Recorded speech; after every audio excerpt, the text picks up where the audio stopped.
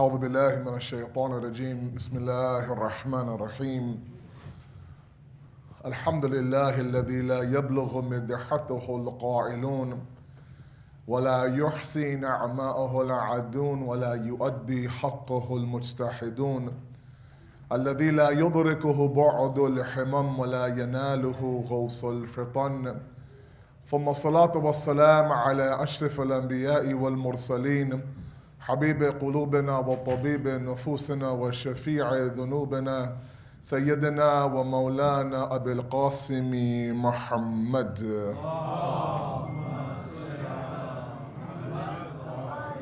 وعلى بيته الطيبين الطاهرين المعصومين المظلومين لا سيما بقية الله في الأرضين صاحب العصر والزمان خليفة الرحمن إمام الإنس والجان ولعن الله وعداهم أجمعين إلى يوم الدين أما بعد فقد قال الله وقوله الحق بسم الله الرحمن الرحيم هو الذي أرسل رسوله بالهدى والدين الحق ليظهره على الدين كله وكفى بالله شهيدا صلوات على محمد وعلى محمد.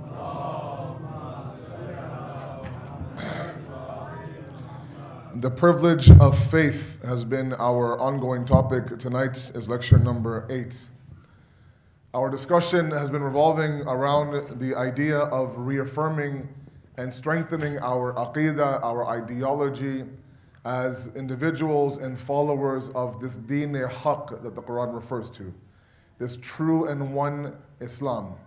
And we have talked about many things already in the past 8 days. There's many more things to talk about in this week that I'm here with all of you. But initially, the premise and the purpose and the mission behind these lectures is, like I said, is to inject us with a little bit of certainty, yaqeen, courage to believe in what we believe in, and then ultimately see it as a privilege given to us by Allah subhanahu wa ta'ala. And that privilege is something that we will be asked about on the Day of Judgment, and that Allah will definitely either weaken for us or strengthen for us depending on how we follow that. Last night and for the past 2 nights now, we've been talking a little bit about the successorship after the Holy Prophet, which really is the initial discussion between the Shia school of thought and the Ahl Sunnah school of thought. As I mentioned yesterday, and I'll mention it time and time again, these are not discussions meant to divide or meant to embarrass or meant to insult. No, these are logical, educational, intellectual discussions based on proper dalail and proofs, meant to understand our deen and maybe perhaps introduce our deen to others as well. In tonight's discussion, I want to examine 3 terms that we use quite common, but I don't know how many of us, including myself, truly know the difference between a khalifa, an imam, and a wali. So khilafat, imamat, and wilayat are extremely important concepts to understand. And it's a definition of these terms that really differentiate between how we take ghadir and how we don't take ghadir. Because remember, the idea I mentioned to all of you a few nights ago, that ghadir is accepted by everybody. Ghadir happened, it cannot be rejected. The khutbah happened. Yes, there's a little bit of a difference of opinion in translation of that khutbah, specifically Hadith al-Thaqalain. But overall, Ghadir was that monumental event which was recorded by Sunni and Shia narrators alike, which cannot be rejected or cannot be ignored. The difference, however, is what was the outcome of that moment in Ghadir. Whereas we take it as a successorship of the Holy Prophet, the Sunni brothers take it as 2 or 3 different things. Either they see it as a means of a resolving of a conflict between Amir al-Mu'mineen and one other Sahabi in Yemen, or they see it as a different level of leadership. And this is really where I want all of you to understand the basic difference of these terms. If they are to accept the fact that man kunta mawla fahada aliyun mawla, the usage of the term mawla here might mean master, they reduce it to say that what the Prophet of Allah did on the day of Ghadir was announce Amir al-Mu'mineen as a spiritual leader of the Muslim Ummah, not as a political Khalifa of the Muslim Ummah. It's a big distinction that they make. And that distinction is that on one side you have the spiritual building of the nation. On one side, you have the khilafat and the political building of the ummah. I mentioned that what they did on Ghadir or post-Ghadir was that they separated church from state. And saying basically that, look, no doubt in anyone's mind, and even now, there is no doubt, be it a Sunni, be it a Shia, hatta be it a Wahhabi, that anybody that was worthy more worthy of Amir al-Mu'minin on the spiritual basis didn't exist on the day of Ghadir. There was nobody that could touch Ali in spirituality or in his shuja'at. So even if they were to accept the idea that this was some announcement of some leadership, they reduced it to mean a spiritual portion of the ummah. Meaning what? If you want to talk about taqwa building and tazkiyah nafs and elevation and spirituality and ibadat, Ali is your man, no doubt about it. There's nobody better in that world. So maybe that's what the Prophet talked about. But what Saqifa was an announcement of a political Khalifa. Meaning one that would work on the treasury, on the accounting, on the military, on the spreading of the land, on the conquering of the enemies. So what they did was they separated spirituality from the ummah to the political day-by-day activity of the ummah as well.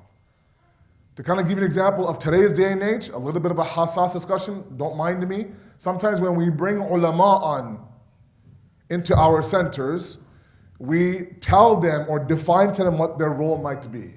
That look, Maulana, your job is to deliver the khutbah on Fridays, give the speeches in terms of the jashans and the majlises, maybe istikhara here and there, a nikah here and there, maybe some counseling.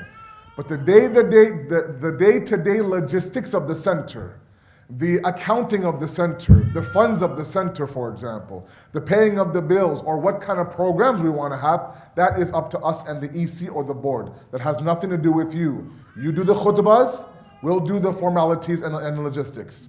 And that's exactly what Ghadir and Saqifa was all about.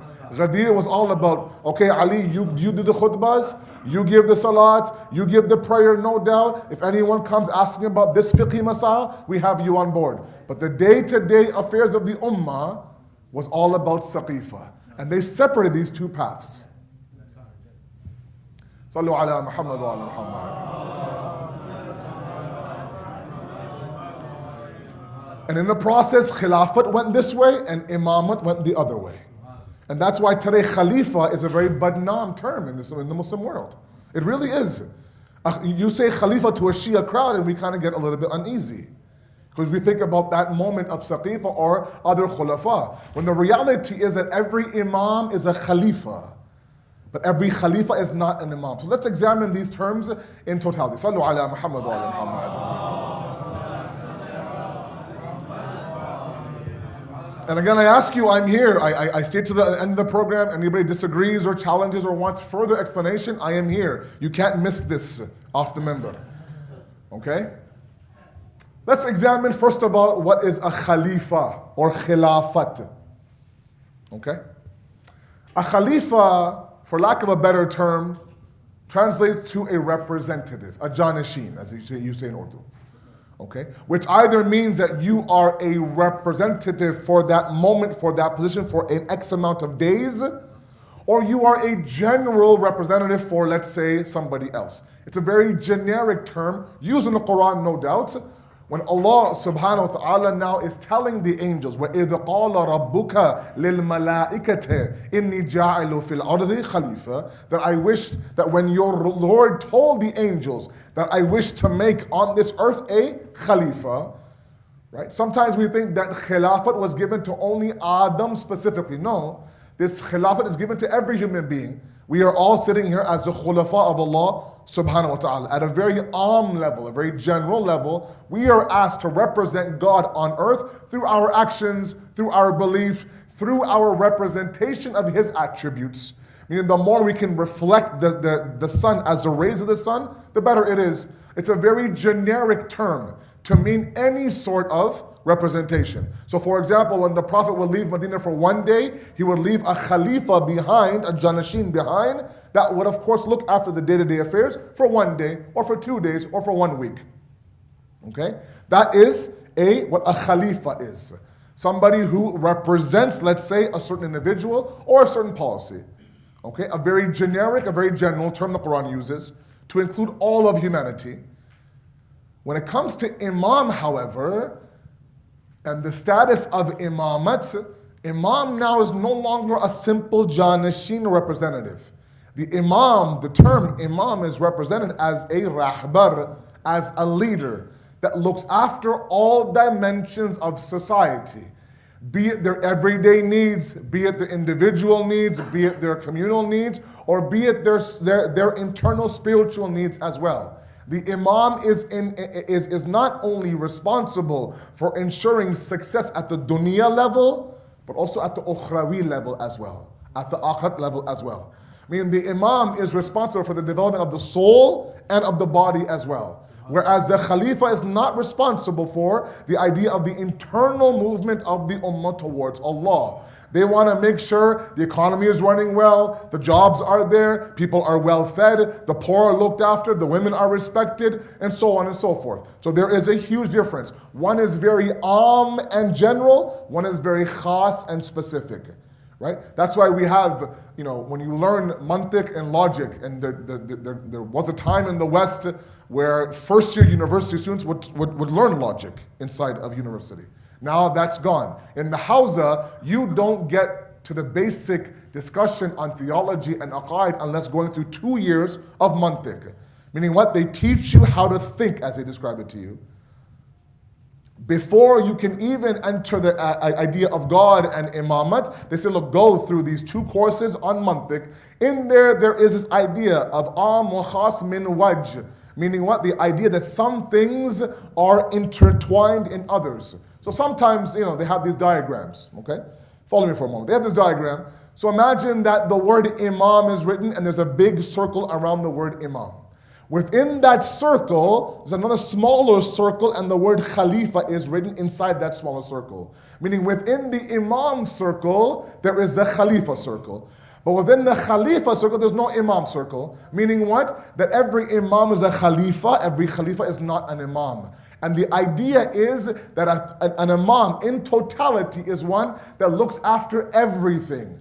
From the balancing of the books, to the unemployment rate, to the khutbahs, to the speeches, to the spirituality, everything. That's why when you look at Imam Ali's Khilafat and his government for 4.5 years, he did everything from balance the books, to fight off the enemies, to lead the military, to give the khutbahs, to feed the poor, to everything. That's what an Imam does. And within the entity of Imamat, there exists Khilafat as well. Meaning a true Imam is one who does not separate church and state.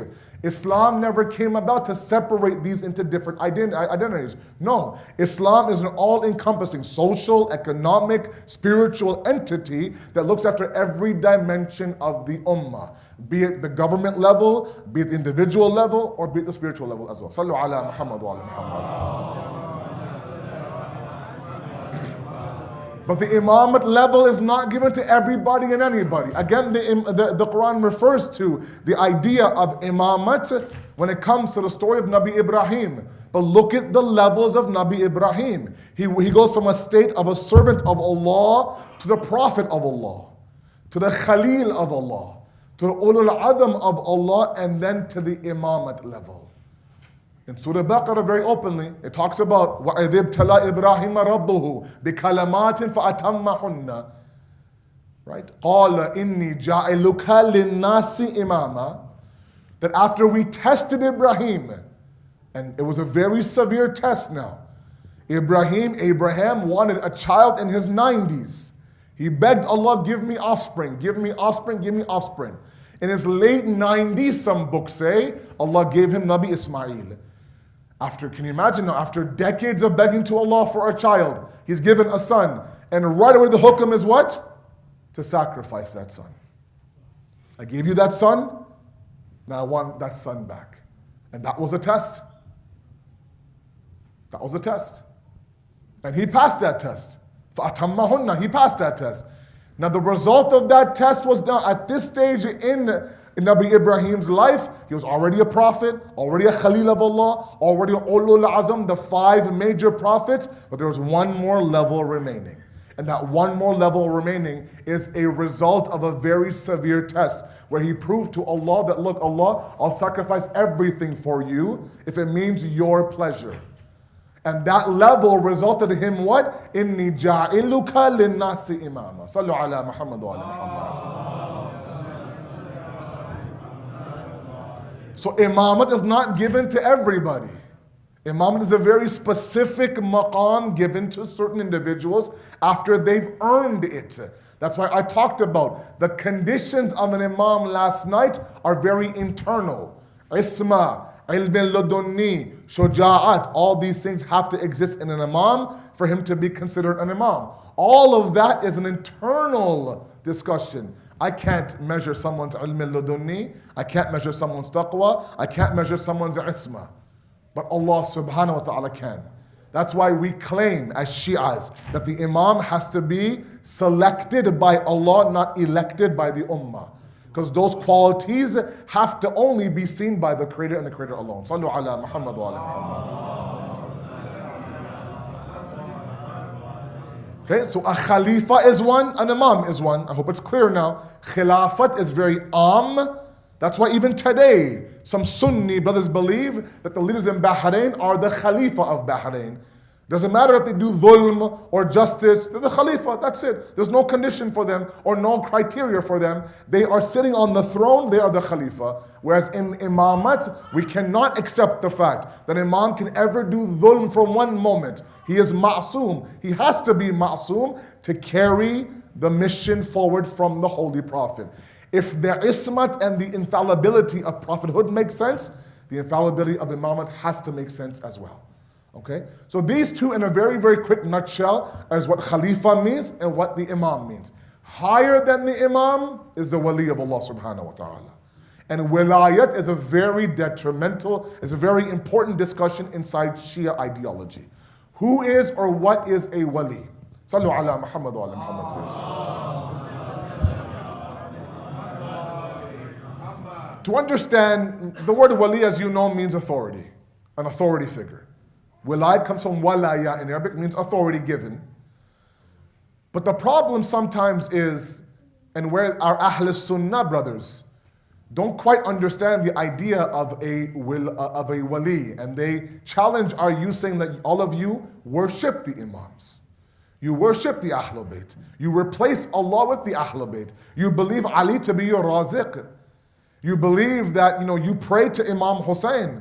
You kiss the Wali as if it is God. You worship the alams inside of your masajid.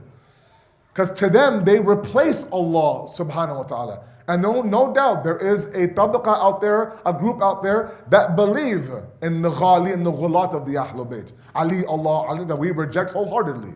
No doubt about it. But they don't quite understand the wilayat aspect. And sometimes, I'm sorry, we don't understand that wilayat either. So sometimes we do, I'm sorry, we do represent ourselves in a wrong connotation towards others. Where sometimes it's almost as if I cannot get to Allah without the Ahlul Bayt. Wilayat has to be seen on a vertical plane, not on a horizontal plane. Okay, I explain to my youth every summer in the camp, there is a big difference. I even draw it out on the board between a vertical discussion and a horizontal discussion. So let me go through that to make sure we understand. Sallu ala Muhammad wa ala Muhammad, please. When you look at something through a vertical plane, there is hierarchy there.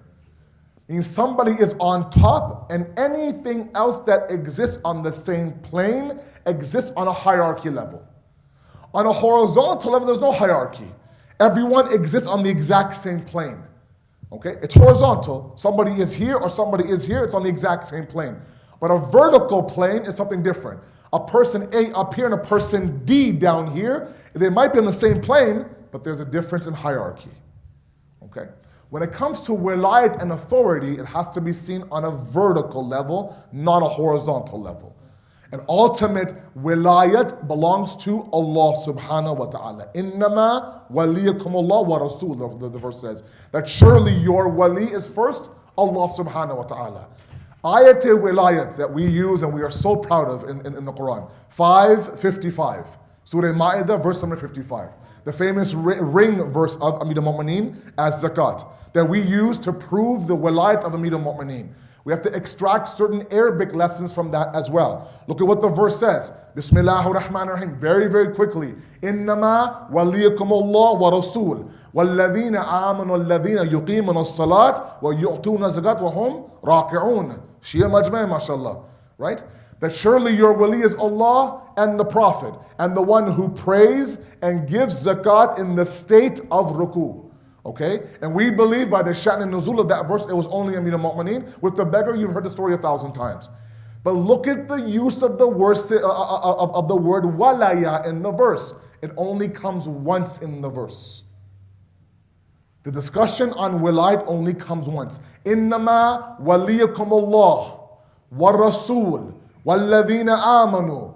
Meaning what? They don't separate the wilayat from Allah's wilayat to the Prophet's wilayat.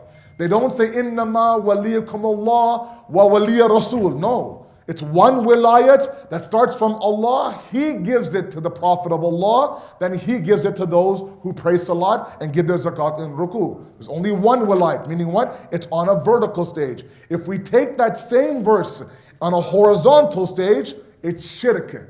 And they have a very profound argument against us, the Wahhabis do. That because they're seeing wilayat on a horizontal stage, where the Prophet is here, and now Allah is right there on the exact same plane. That becomes shirk, no doubt.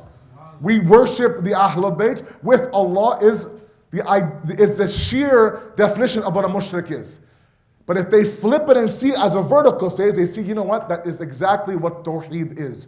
We believe in Allah and we believe in those that Allah gives that authority to. That's why shafa'at and tawassul, that really irks them and gets them all riled up, is because they see tawassul and shafa'at on a horizontal plane. Where you ask Allah or you ask Imam Ali, it's the exact same thing. No, that's shirk. It's haram.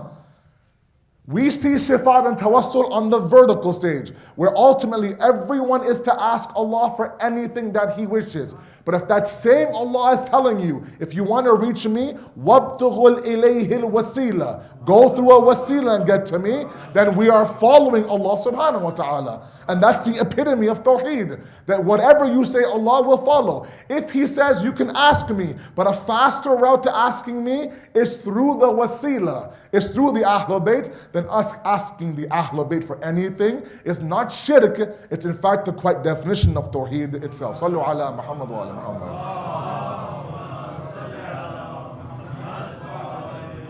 Vertical, horizontal, please, I ask you very carefully. They don't quite understand that concept. Where they get the idea that we worship the Ahlul Bayt is because they believe we have placed the Prophet of Allah and the Ahlul Bayt on the exact same level as Allah subhanahu wa ta'ala. And we haven't. We haven't. It is a vertical stage. The same discussion happens when it comes to religions as well, very quickly. If we see religions on the exact same plane, Christianity, Judaism, Islam, on the exact same horizontal plane, then that is what's called pluralism. That's when you get this idea that everybody will go to heaven. Whereas we say no, it's a vertical plane. True Judaism, true Christianity, and true Islam is a hierarchy where every religion now has perfected the one before it. And the ultimate perfection is Islam itself. That yes, no doubt, takes teachings from Judaism and Christianity to perfect itself. But not the idea that if you are a Jew or a Christian, but you reject Islam when it's right in front of you, you will be held accountable. Same idea. That's why we respect all prophets and all religions. In fact, we have 4 holy books. One is the Quran, the other 2 are the Torah and the Bible and the Psalms that we accept. No other religion does that. If they believe in Nabi Isa, they reject the Prophet of Allah. If they believe in the Bible, they reject the Quran. That's not what true faith is. True faith is that we believe everything that comes from Allah, but at a hierarchy level, not at a horizontal level. Sallu ala Muhammad wa ala Muhammad. These are questions asked to our youth, believe me.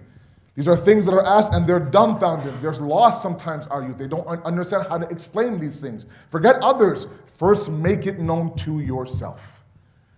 A Khalifa is one, an Imam is one, a Wali is one. Now tomorrow I'll go through the 4 levels of wilayat.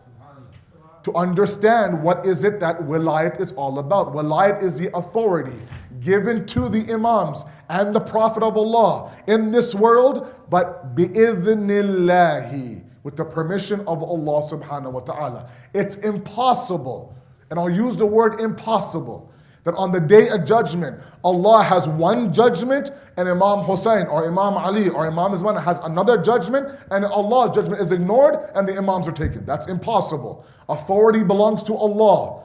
If Imam Hussein comes and does shafa'at and intercedes on our behalf, it's bi'idhnillahi, with the permission of Allah subhanahu wa ta'ala. Many times, shafa'at is where they get our youth, and they question that, look, you believe that on the day of judgment that Hussein will come and take your blows and you'll end up in heaven without being touched.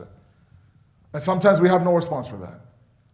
And while we believe in intercession, no doubt, intercession is a whole different discussion, and we will have a discussion on intercession later on this week. It has to be understood on the vertical standpoint, not on the horizontal. Let's not allow others to teach us about our religion. I've said this from Muharram. It seems to be my theme all throughout. Learn the religion from the religion. Learn the deen from the deen. Don't allow the Deen to teach you your deen. And that's what's happening. One article, one blog, one tweet, one Facebook post, even attached by a Muslim name. And everything we believe since we were 5 years old, now all of a sudden it's all under question. Wait a second now. Look at what this person is saying and who's saying it. Is he authority figure or not? If he's not, good for him. In 1 year, out the other. Don't throw away 20 years of tarbiyat of your parents when they have been from time number one talking about the grief of Hussein and the love of Ali and the intidar of Imam Mahdi. All that is out the window because one individual with a Muslim name writes an article that questions everything that you've believed in since day number one. It's not fair to the deen. It's not fair to you. It's not fair to your parents. Sallu ala Muhammad wa ala Muhammad.